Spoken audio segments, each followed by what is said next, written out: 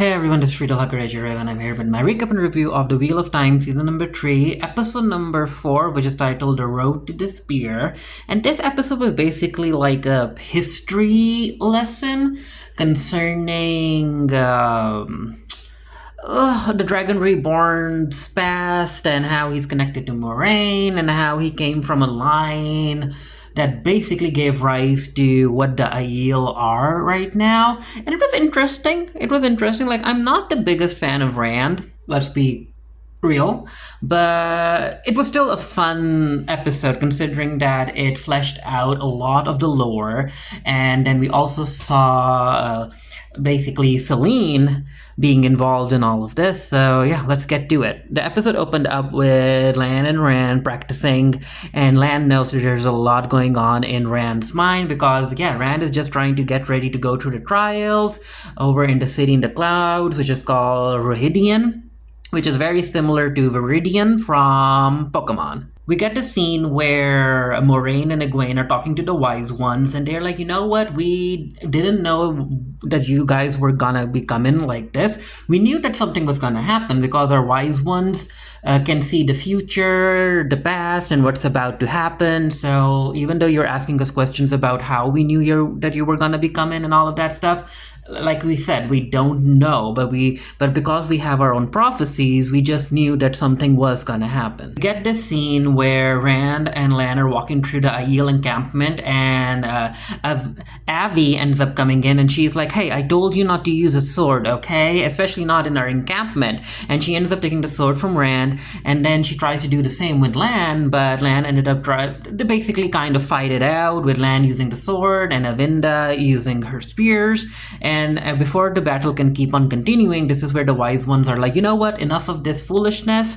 Avinda, hand over your weapons. And I'm like, what? So it turns out that Avi is supposed to walk through Rhuidean as well, and she's supposed to be one of the Wise Ones. She has been called to this mission, but she ended up deciding to go out into the world in order to find the Dragon Reborn, aka Rand. But now that she's back, she can't ignore her destiny any longer, and she has to hand over her weapons, her clothes, and get ready to walk through Rhuidean. And I felt sorry for Avi because she tried to write her own destiny, but I guess when it comes to such fantasy sci-fi shows, your destiny has already been pre-written. Moiraine has a little chat with Rand about his upcoming trial, and she's like, you know what, a lot of men end up going there, and most of them don't even make it out. Are you afraid? And yada yada yada. And Rand is like, Moiraine, you want me to confide in you? You know what, I don't trust you, okay? But I do want to ask you a question. I don't trust you because I feel like I don't have your full support. I feel like even though you're trying to help me, you are still looking out for yourself and the Tower. Is that true? And Moiraine basically tries and answers around it because an Aes Sedai cannot lie. And Rand catches that. Basically, Moiraine is like, I will not stop you from fulfilling your destiny, but I will also not wait and watch while you place your neck on the chopping block. But basically Moiraine is like, you know what, even though you try and do what you want to do, I'm still gonna be making up certain other plans in order to go towards what I want you to do. And Rand is like, yep, there's it. That's why I don't trust you. So stop talking to me. It turns out that the people who end up surviving Rohirrim, the chiefs, they end up coming back with a golden dragon tattooed on their arm. As far as the Dragon Reborn is concerned, or the Chosen One, when he passes the trials, both his hands will have the golden tattoo, and that's how the Aiel will know that particular Chosen One is the one that was mentioned in the prophecy. We have this entire conversation with the other group of Aiel people who be going about killing others, and basically they're talking about wanting Rand to go through the trials over in Rohirrim, and I think they're called the Saido, the other group. They aren't really a fan of a wetlander being treated as an Aiel and being asked to go to the trial, but the Wise Ones are like, you know what, the Wise Ones are talking, so all of you shush. And we find out that the Wise Ones are able to kind of channel the one true power in a manner. They might not be Aes Sedai, but they are women who can channel. And they end up channeling towards a man who is not a fan of Rand going to the trials, and they basically shut him up. And this is where they're like, you gotta go because Rand is doing this. Egwene wants to go with Rand, but she is she's advised by the wise ones to not ask the question and go with Ren because her destiny lies elsewhere. However, then Moraine steps in and she's like, I would like to go. And they're like, you know what, we already told you a lot during our conversation last night, but okay, if you want to go, then go. So basically, both these characters will be facing different trials. Rand has to walk through a forest of glass pillars where every step will take him back into the past so he can learn more about where he came from. And as far as Moraine is concerned, she's supposed to be looking at different alternate futures to figure out what she needs to do in the present. No one is allowed to take their weapons into Rhuidean, so they gotta leave everything behind, and they can take it back once they're back. And this is where we see that Moraine has a lot of knives and daggers on her person, which it's a fun little trope that okay, I'm okay with always happening in certain media. Rand and Moraine happen across the Tree of Life, and Moraine is like, yeah, we knew that the Aiel had them, but we didn't know where it was. But yeah, here it is. This tree is like 3,000 years old, and it's connected and blah blah blah blah. And we had a tree in my homeland, and Rand is like, but I didn't see any tree there. And Moraine is like, yeah, so what happened was that the Aiel ended up gifting a sapling to my homeland, and it did grow, but my uncle, the king, ended up chopping that tree down in order to make a throne because he wanted a special throne that couldn't be replicated. And of course the Aiel weren't a fan of that, so that's why the war with the Aiel happened, and they tracked him down tracked down my uncle over at Dragonmount, and they killed him. And Rand was like, oh, so that's why my mom was over in Dragonmount. So yeah, basically Moraine and Rand have been connected even before Rand was born. Oh, before I forget, Moraine does mention that the thick fog over in Rhuidean, it's kind of strange because she can kind of see the threads of the one power, but when she reaches out to touch the threads, they kind of turn into fog, so the entire space is weird. We basically mean it's a magical place. So Rand starts going through the pillars made out of glass, and he sees other people there as well, some of them dead, and there's one mysterious person who he calls Moradin and all of that stuff. I think he's the brother of the guy that we met earlier.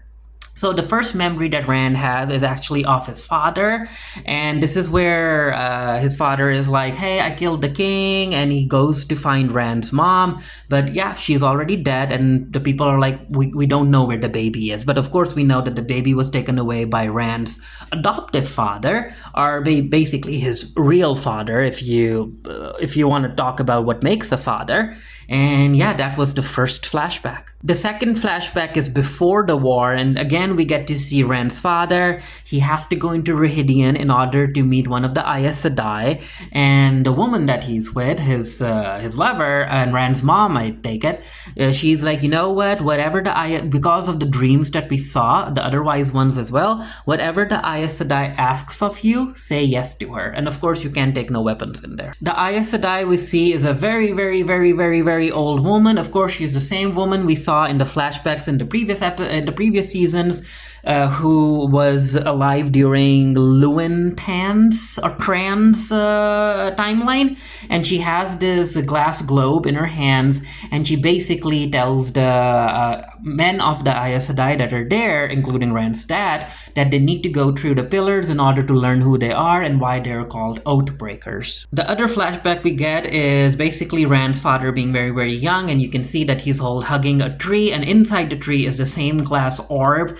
that the old Aes Sedai took out.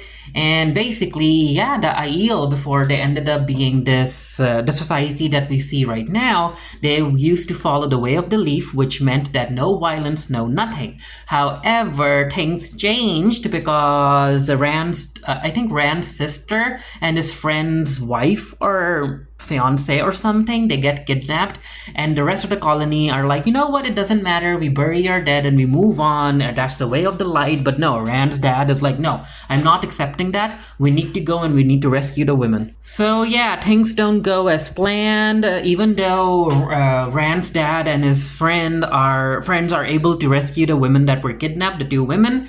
One of the friends ends up dying, and Rand's dad ends up killing one of the bandits, which is a no-no when it comes to following the way of the light. And they return to their colony, and they're like, okay, so what happened? And they tell them the truth, and they're like, no, you broke the oath, So you have been ostracized. And I'm like, really? Really?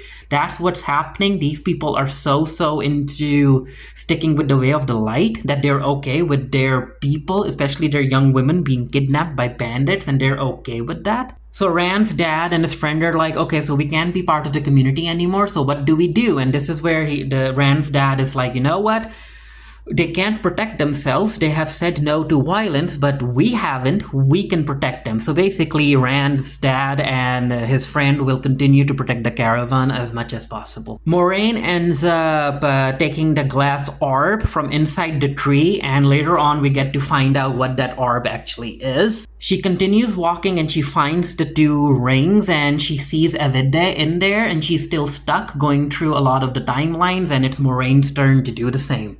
And get a visual of how all of this was basically visualized is very, very cool. We get to see a bunch of possible futures where Moraine ended up becoming the Emberlyn seat and killing Rand. There's also a future where she broke her bond with Lan and created a bond with Rand. All of that happening, and then there were a lot of futures where Moraine held Rand's dead body in her arms. And according to the promos, we know where this is going. The next flashback has to do with a very, very young Aiden. I think that's the name of Rand's father.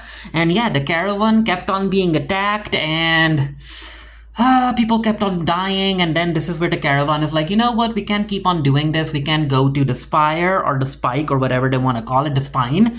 We're going south. But of course, I think Rand's grandfather is like, no, we gotta keep on going. And you see that inside his caravan, there is that tree that he has to protect. And then we get the flashback where we get to see the same Aes Sedai who was very, very old earlier. And this is where she ends up giving the glass orb to another of Rand's ancestors, and it turns out that the glass orb is another magical artifact that complements the sword Kalandar, and the orb is meant for women while the Kalandar is meant for men. And yeah, so apparently it's the same orb or the object that Selene ended up mentioning to Rand during one of his dreams, because according to Selene, if both items are used together, they can actually take down the Dark One. And I'm like, oh, Rand, don't fall for that. Don't fall for that. The Aes Sedai also makes Rand's ancestor and his people basically